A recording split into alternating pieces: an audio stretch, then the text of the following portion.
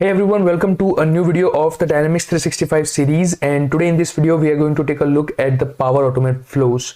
So today I've come up with a very generic requirement in the Dynamics 365 which can be satisfied with the help of the Power Automate flows. Alright, so as you can see on the screen, we have the contact entity record open here on the screen, and I'm going to show you a very normal requirement which is there in the Power Automate flows.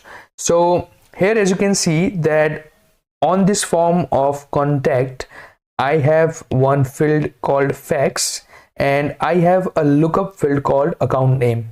So what I want to do here is that whenever I select any account here, let's say I have selected one account here, and when I click on save, then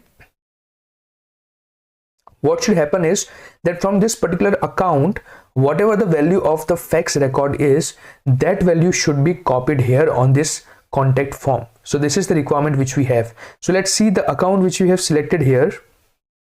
Does this account contains the fax field? Yes, definitely. So it has the fax field, and what we want to do here is that whatever value this field has, this fax field has, which is this one, we want to copy it, and then we want that value be into our contact form in the fax field, right? So this is the requirement which we have, and we have to satisfy this requirement with the help of the Power Automate flow.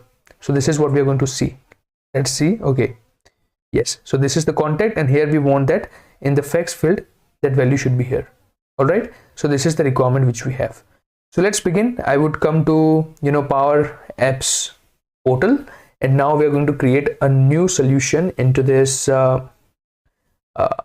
solution, a new Power Automate flow into the solution, which is rock. So I'm going to click on new, then automation, then cloud flow, and let's click on automated. So now we are going to create a new Power Automate flow for this requirement. So this is a very basic requirement, and this Power Automate flow is not going to be very complex. It's going to be very easy. But now we are going to start from easy requirements, and then we will move forward to some complex requirements. So we will move forward slowly, but yes, this is one of the most generic requirements which are there in the Dynamics 365 CRM. So it is going to be really helpful for those who have just begun their journey of understanding that how Power Automate flows work and the Dynamics 365 CRM works, right? So I'm going to give a name, let's say contact. So fetch value from the account lookup, and let's select the trigger when a row is added. I will just write this much, and now I've got the trigger. Let's click on create. So this is how you can start creating your Power Automate flow. Now let's wait until it gets load.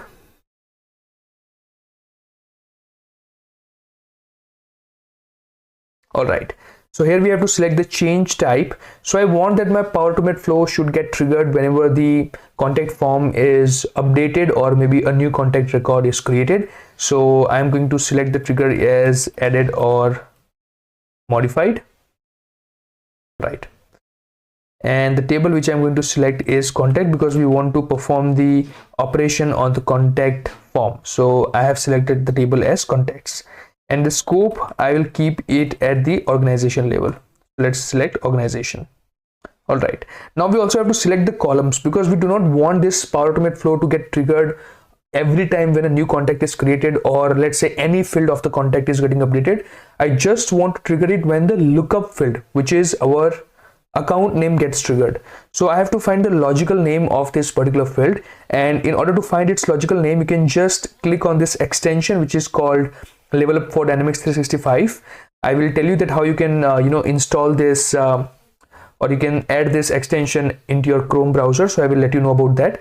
I think I've already talked about this extension in the previous video. So if you have not watched those videos, you can just go and watch them. All right, so as you can see here, I can see the logical name of this particular field, which is parent customer ID. So let's copy it and we will paste it. Now what does it mean?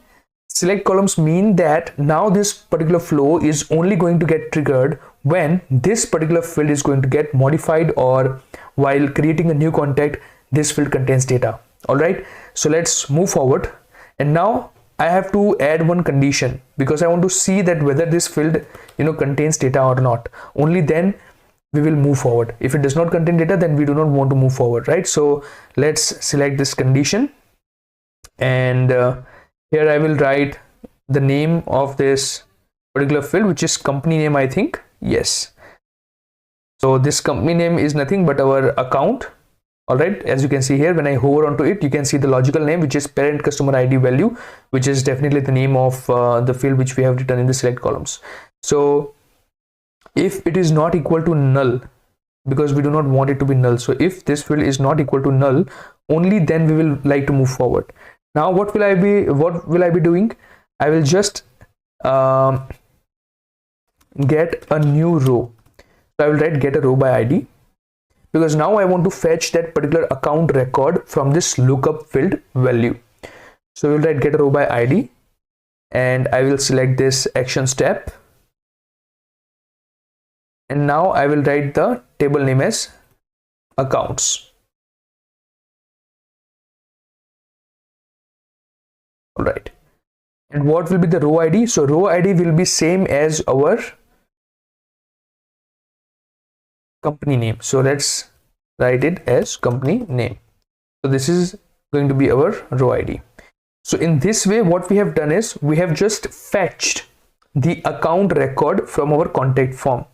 All right, and from account also, I only want a single field, which is fax. As you can see, I only want the fax. So the logical name for the fax on the account form will also be fax. So I'm just going to write that, because I do not want additional data to be, I don't want to get the additional data from the account record. I just want to get the field value of fax. All right. Now we'll move forward and add a new action called update a row, because now we want to update our contact record, as we have already fetched the value from the account record. So I will select this update a row action, and we will write the name of the table as contacts.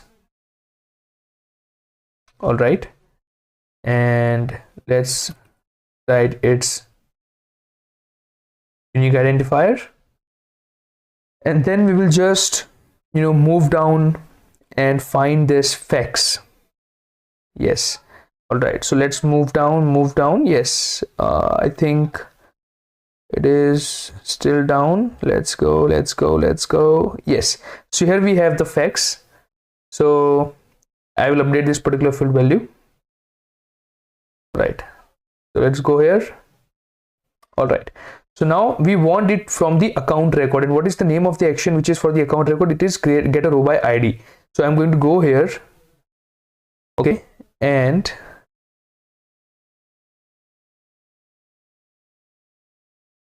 I'm going to go here. All right, so I'll select the fax from here, which we have got from the account record. All right, so our Power Automate flow is done. What we have done, let's quickly check that. I'm just going to make sure that everything is correct. So what we have done first is we have added the first action as when a row is added, modified, or deleted, and let me just see whether we can open it or not. Yes, so we have the change type as added or modified for the contacts entity, and the scope was at the organization level. And then I have added one condition that only if that account field contains data, the lookup field contains data, only in that case I want to move forward, and then I want to get that particular account record, and in that account record also I just want to get the fax field value. All right, and then I'm using another action which is called the update a row, in which I'm just updating the value of this particular contact record. All right, so let's save this. All right, so we have saved it, and now we are going to test it manually. So I'm going to click on test, and it is running a little bit slow. I think I'll just click on manually, and let's click on test. All right, so now it is telling us to see it work now, perform the starting action. So we have to perform the action now. So what I'm going to do here is that I'm going to open some another contact record in which we have not already selected the account value. Let's go back and let's open some random contact. Okay, let's open this one because this one does not contain the lookup field value. So we are going to select that. I'm going to select the account from here. Let's select any one account. I've selected this one. Let's save it up.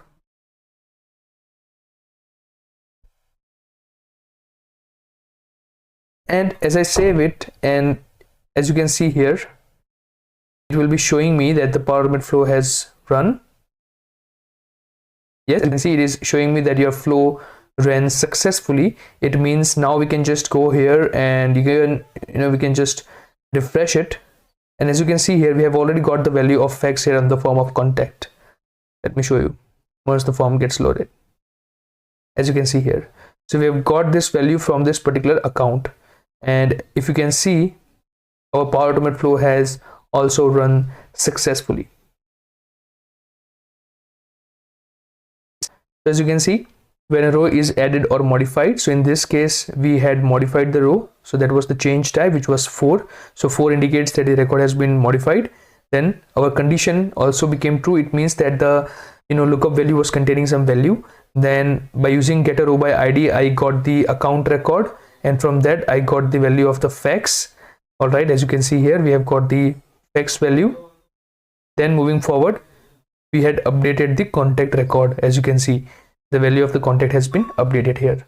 So this was a very generic requirement in Dynamics 365 which we have discussed about. I hope that this video helped you guys understanding that how you can fetch the value of a particular field from the lookup field value in a particular form, and this video was helpful to you. If that was the case, then please like this video and subscribe to this channel and share this video with those who are working in the domain of Dynamics 365 CRM. Thank you so much.